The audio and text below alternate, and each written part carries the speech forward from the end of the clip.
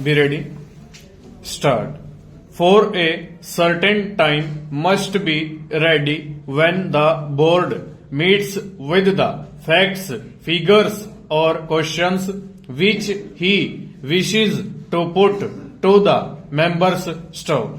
He depends not only upon his own work in this connection but upon the work of all directly working with him, from the most experienced man in his employ to the most recent of the office-boys staff.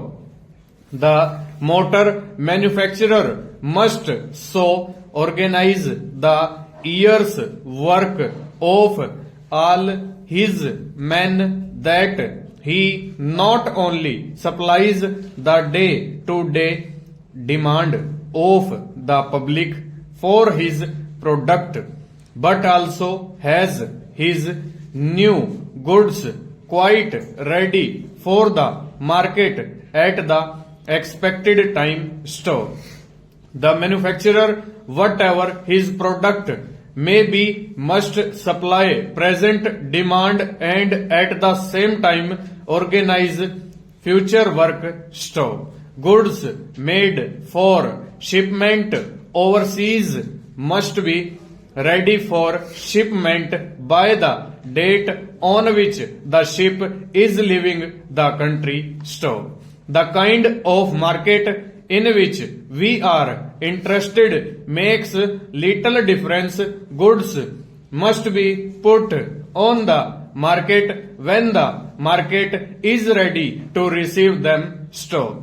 But the principal difficulty of all planning comes from the fact that we cannot see time stop.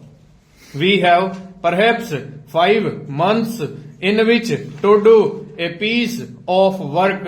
There seems to be no need for an immediate start, and the papers in connection with it are put on one side stop. When the papers again see the light of day, we find possibly that we need information from another person stop. But to the second man, this piece of work is something just received, and he in his turn sits on it for a little while only to find, when he looks seriously at the work, that it requires the attention of a third party stanza. And valuable days pass until we find that the work is either put through to time as a result of much work and running about on the part of everyone interested, or it is not put through, with resulting loss of money and goodwill stop. Even when man has done his best, nature sometimes lets us down, and weather conditions hold up trains, planes and ships, and the perfect piece of planning works out less perfectly than we had hoped and expected stanza. We often hear it said of a man that he had had a long life, or that his life had been cut short.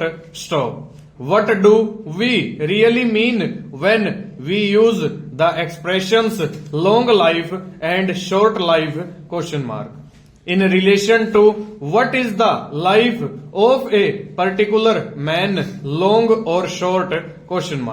We are, of course, measuring the life of the man in relation to the number of years which men in the mass can reasonably expect to live. Stop.